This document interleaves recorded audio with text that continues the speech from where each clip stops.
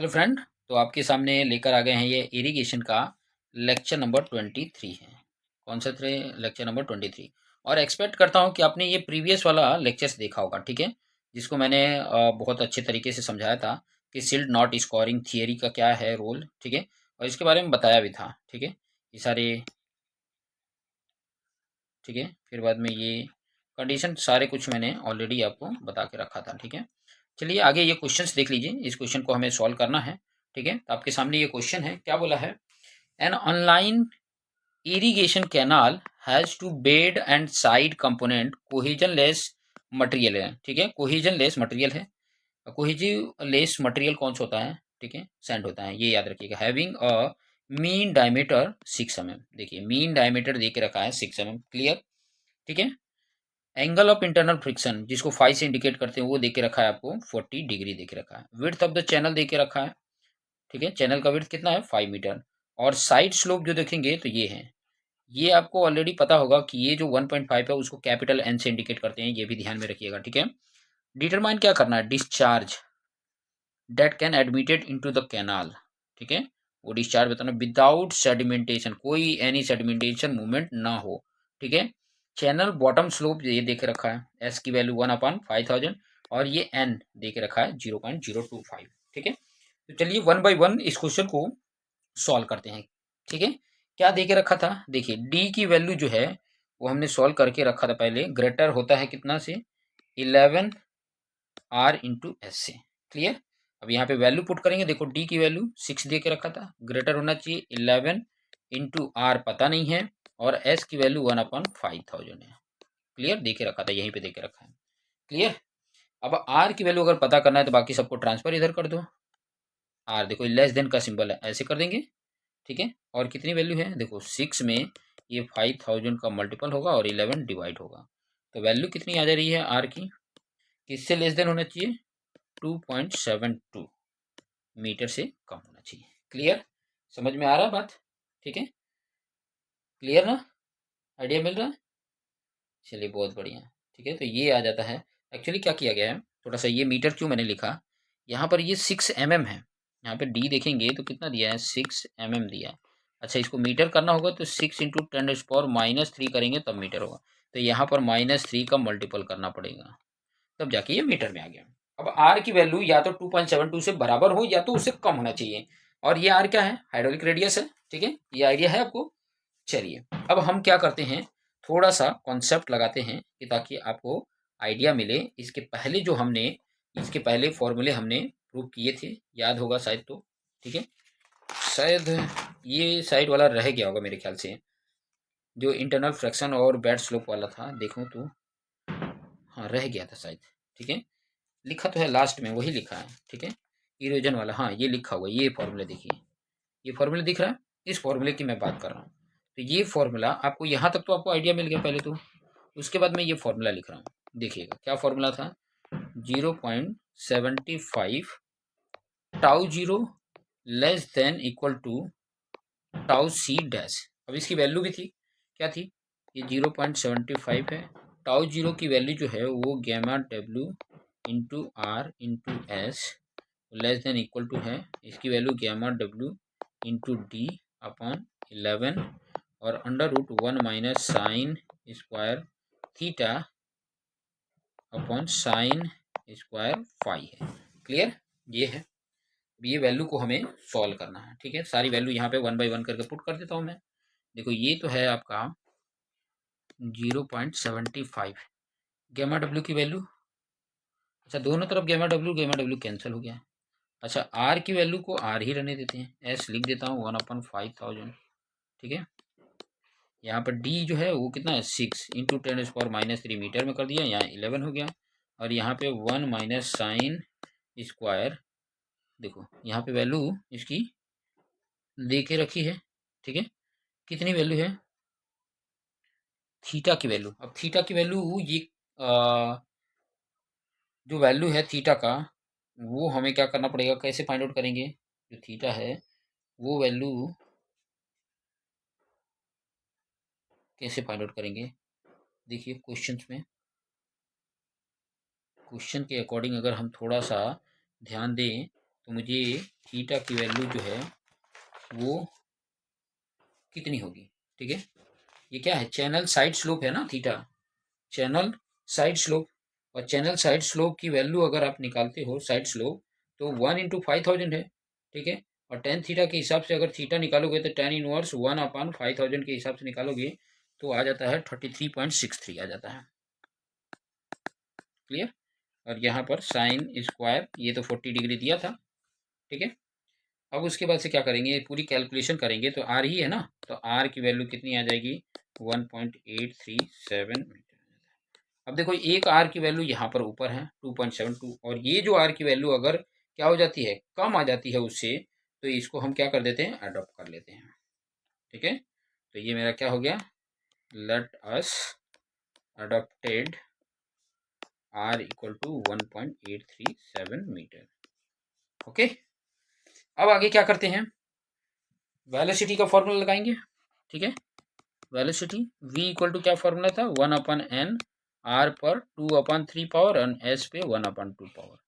Value put कर देते हैं, n की वैल्यू कितनी थी 0.025 था, और यहाँ r की वैल्यू 1.87 और 837 है, का इस 2/3 पावर, और s की वैल्यू 1/5000 पर 1/2 पावर। अब ये कैलकुलेशन कैल्शियम करिए तो कितना आ जाता है, आपकी वैल्यू आ जाती है 0.848 मीटर पर सेकेंड हो जाता है, और यही वी मैक्स होता है, ठीक है। वेलोसिटी इन मैक्सिमम हो जाता है।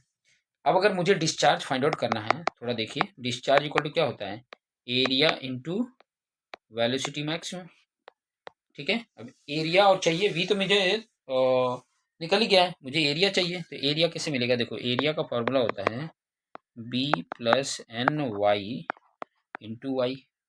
वैल्यू पुट कर देते हैं, ये 5 दिया हुआ है, ये 1.5 है, और ये y है, y हमें पता नहीं है, चलो एक तो ये मिल गया एरिया, ठीक है। p की बात कर लेते हैं, वेटेड पेरीमीटर क्या होता था, b + 2y इन ब्रैकेट में 1 प्लस सॉरी, ये सारी ये वैल्यू होती थी, इसमें भी वैल्यू पुट कर देते हैं, ये कितना है 5 है, यहाँ 2y इन ब्रैकेट में 1 + 1.5 स्क्वायर हो गया। क्लियर। तो आपके पास देखो, थोड़ा सा अगर ध्यान से देखोगे तो इसके हिसाब से आपका आर की वैल्यू क्या होगी, देखो आर इक्वल टू क्या होता है, A/P, सारी वैल्यू पुट कर देते हैं, आर की वैल्यू 1.37, ए की वैल्यू 5 + 1.5 वाई, और ये y divided by 5 + 2y in bracket में 1 + 1.5 का स्क्वायर। क्लियर। अभी यहाँ से इस इक्वेशन को अगर सॉल्व करता हूँ, इस इक्वेशन को कैसे सॉल्व करोगे, क्वाड्रेटिक इक्वेशन के फॉर्म में बनेगा, ठीक है। क्वाड्रेटिक इक्वेशन के फॉर्म में बनेगा तो उसका सोल्यूशन जो आ जाएगा, मैं यहाँ पर डायरेक्ट सोल्यूशन कर देता हूँ 3.07 मीटर। देखो क्या होता है कि मैं इसका कैलकुलेशन अभी समझाने लग जाऊँ ना, तो ये काफ़ी ज़्यादा समय इसमें ले लेगा, तो इतना तो कैलकुलेशन होगा। देखो ये 1.5 का स्क्वायर कर देना, 1 ऐड कर देना, रूट उसका निकाल देना, फिर 2 से मल्टीपल करके 2y के फॉर्म में आ जाएगा, जो भी होगा वैल्यू उसके y के फॉर्म में आ जाएगा। ये पूरा इधर ला के मल्टीपल 1.837 के साथ मल्टीपल कर देना, फिर इधर वाई स्क्वायर और 5y के फॉर्म में आएगा, फिर y वाले को एक साथ कर लो, वाई स्क्वायर अलग, फिर ये क्वाड्रेटिक इक्वेशन बन जाएगा। क्वाड्रेटिक इक्वेशन को क्वाड्रेटिक फार्मूला या श्रीधर आचार्य फार्मूला से हम इसको सॉल्व करके y की वैल्यू फाइंड आउट करो। y की 2 वैल्यू आएगी, ठीक है, हो सकता है एक नेगेटिव आए एक पॉजिटिव आए, तो पॉजिटिव वाली वैल्यू हम ले लेते हैं।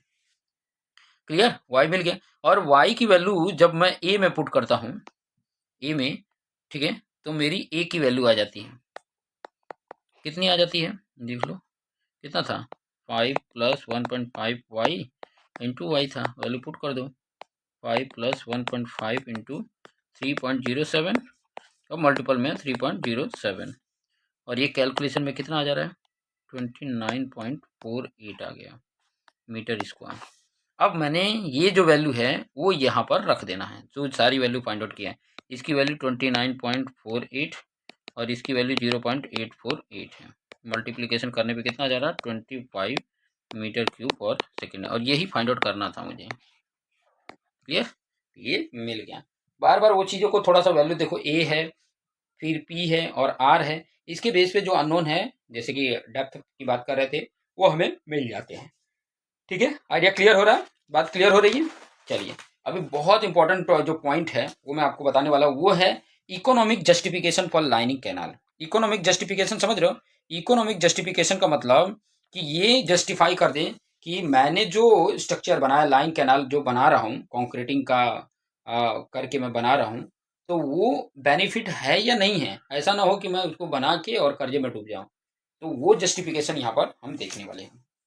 तो चलिए हेडिंग डाल देते हैं। हेडिंग क्या है? इकोनॉमिक जस्टिफिकेशन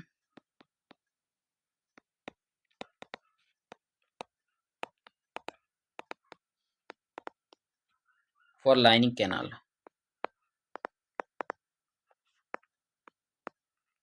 ठीक है, हेडिंग समझ में आ रहा होगा। ठीक है, चलिए अब यहाँ पर पहला पॉइंट देखिए। पहला पॉइंट क्या बोल रहा है, एक एक पॉइंट को वन बाय वन करके मैं आपको अच्छे तरीके से समझाते जाऊंगा ताकि आपको आइडिया मिले। ठीक है, पहला है इफ एवरेज एनुअल बेनिफिट की बात करूं, if average annual benefit is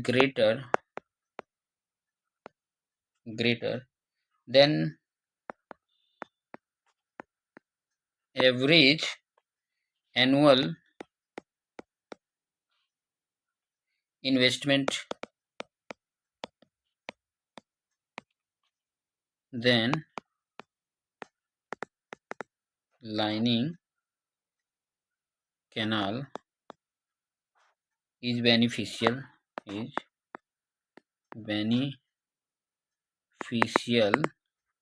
and durable। समझ में आ गया होगा। कहने का मतलब है कि अगर एवरेज एनुअल बेनिफिट देख रहे हैं, ठीक है, एनुअल बेनिफिट ज़्यादा हो एवरेज एनुअल इन्वेस्टमेंट से, देन लाइनिंग कैनाल क्या होगा, बेनिफिशियल होगा और ड्यूरेबल भी होगा, टिकाऊ भी होगा। क्लियर, बात समझ में आ गई। बेनिफिशियल भी होगा और ड्यूरेबल भी होगा। अब बात करते हैं, जैसे कि मैं बोलूँ कि एवरेज एनुअल बेनिफिट की बात करूँ, एवरेज एनुअल बेनिफिट की अगर मैं बात करूँ, थोड़ा सा ध्यान दीजिएगा, तो ये क्या है, monetary benefit are achieved is following two way. बात जो कर रहे हैं मॉनेटरी, मैं तो समझा रहा हूँ, monetary benefit are achieved is following two ways. कौन कौन से वेज हैं? पहला वेज है रिड्यूसिंग सीपेज लॉस्ट,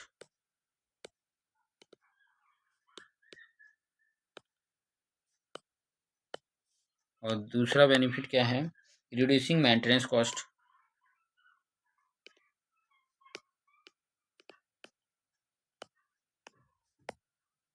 ठीक है, समझ में आ रहा है बात। कहने का मतलब है कि देखो, अनलाइन कैनाल रहेगा तो उसमें सीपेज होता है, ठीक है, उसमें मेंटेनेंस कॉस्ट आते रहता है। अब लाइन कैनाल बनाएंगे तो ये दोनों चीजें कम हो जाएगी, सीपेज तो होगा नहीं और मेंटेनेंस कॉस्ट भी एक बार बना दिया तो कई सालों तक आपको देखना ही नहीं है, तो ये मेंटेनेंस कॉस्ट भी कम है। तो ये दोनों पे अगर कंट्रोल हो गया, ठीक है, तो काफी ज्यादा हमारा इसमें बेनिफिट देखने को मिल सकता है। ठीक है, तो किस तरीके से है ये दोनों पॉइंट को हम थोड़ा अच्छे से समझ लेते हैं। ठीक है, जैसे कि ए पॉइंट है, ए पॉइंट है क्या है, रिड्यूसिंग सीपेज लॉस। इसकी बात कर लेते हैं, क्या कह रहा है, if M cumec of water, if M कोई वैल्यू है, M cumec of water is saved per year by preventing seepage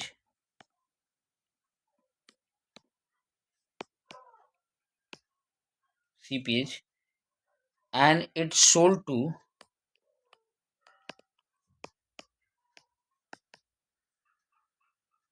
farmer at the rate of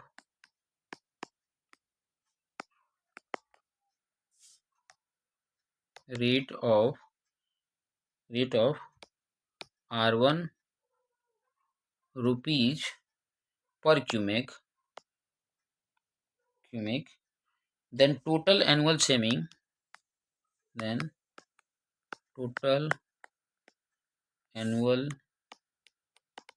saving कितना हो जाएगा, m/r1 हो जाएगा, m/r1 हो जाएगा। ऑब्वियसली m क्यूमेक छोड़ रहे हैं, ठीक है, इतना बचा ले रहे हैं सीपेज से पर ईयर, इतना बचा रहे हैं। और इतना हम, अगर कोई फार्मर है उसको पानी की जरूरत है, उतने में हम एक क्यूमेक का दाम R1 रख रहे हैं, तो हमारे पास वो टोटल इतने में हम बेच सकते हैं, m/r1 में बेच सकते हैं, ठीक है, समझ में आ रहा है। ये आपका कॉस्ट मिल गया, सीपेज से आपको मिल गया। दूसरा आपके पास क्या था, reducing maintenance cost.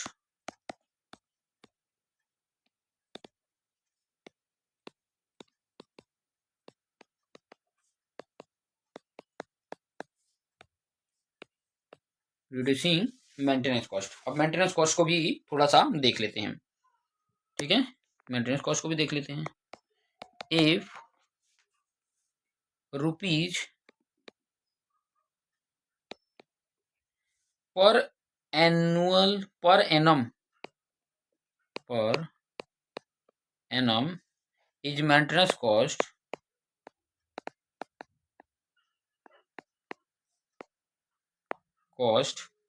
For online canal, for online canal and if by lining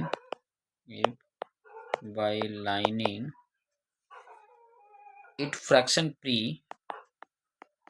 it fraction p is saved, then total annual saving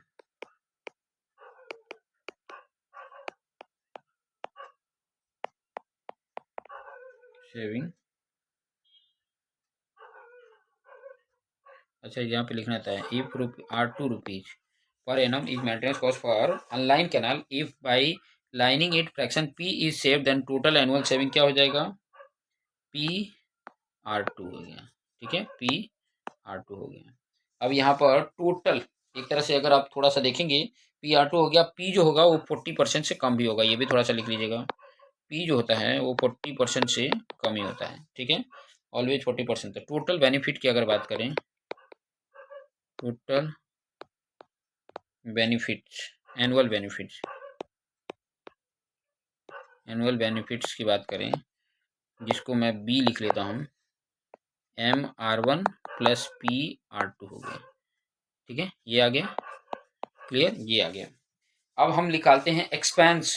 देखो ये तो मेरा इतना बेनिफिट हो रहा है, इतना सीपेज से मैं इतना बचा ले रहा हूँ और मेंटेनेंस कॉस्ट से इतना बच जा रहा है, ठीक है। अब कितना खर्च पड़ेगा लाइनिंग करने के लिए, खर्च, वो अगर खर्च ज्यादा हो गया, ठीक है, तब तो ये मेरे लिए इकोनॉमिकल नहीं होगा। अगर खर्च कम हो गया और ये जो मेरे बचा के मुझे मनी मिल रहा है ये अगर ज्यादा हो गया तो मेरे लिए वो इकोनॉमिकल होगा, ठीक है, लाइनिंग कैनाल बनाना मेरे लिए इकोनॉमिकल होगा, बेस्ट होगा। यहां तक तो हमने क्या निकाला, यहां तक तो हमने क्या निकाला, बेनिफिट निकाला। अब नेक्स्ट बात करते हैं हम, नेक्स्ट इसी में एवरेज एनुअल एक्सपेंस का, एवरेज एनुअल एक्सपेंसेस, ठीक है, इसकी बात कर लेते हैं। अगर मान लो कि let C be total initial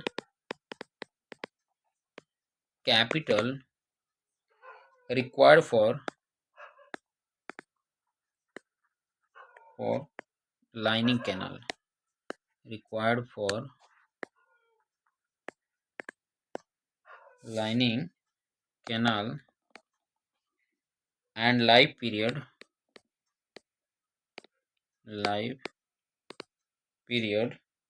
of canal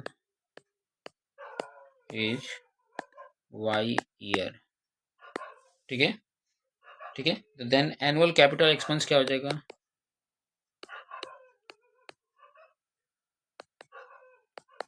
capital expenses क्या हो जाएंगे, C/Y हो जाएगा, क्लियर, समझ सकते हैं ना। देखो C इधर टोटल इनिशियल कैपिटल रिक्वायर्ड है फॉर लिविंग कैनाल, ठीक है, lining canal sorry, and life period of canal is Y है, तो उससे आपको एनुअल कैपिटल एक्सपेंसेस कितना होता है वो पता चल जाएगा, ठीक है।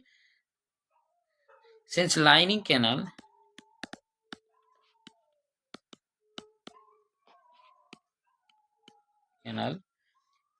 required entire cost entire cost in the beginning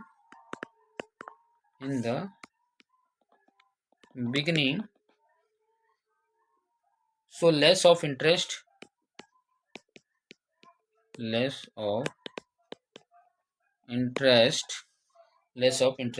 at a rate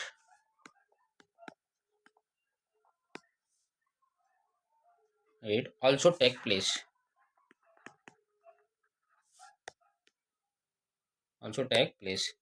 in the beginning. अगर बिगनिंग की बात करेंगे, देखो समझ में आ रहा हो ना, lining canal required entire cost in the beginning so less of interest at the rate also take place, interest भी रहेगा, ठीक है। इन द बिगनिंग की अगर बात करें,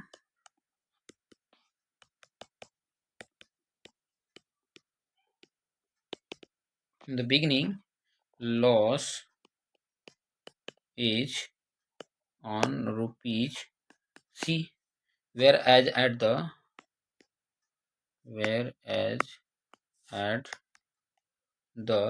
and capital reduces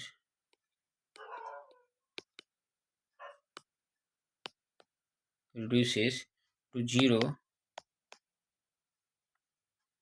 therefore average loss of interest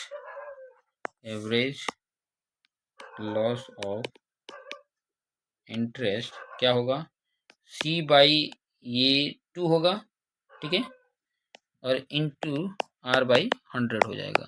ये हो गया, ठीक है, क्लियर।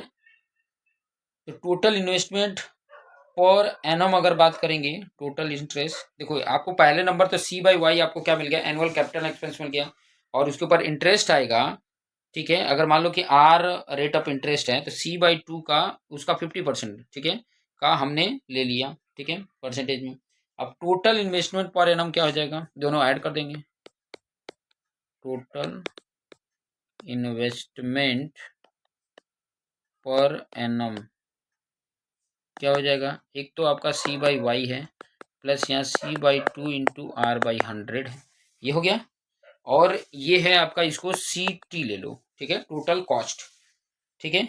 अगर मेरा if benefit is greater than CT, अगर ऐसे कंडीशन आ जाते हैं तो आप लिखोगे लाइनिंग इज जस्टिफाइड।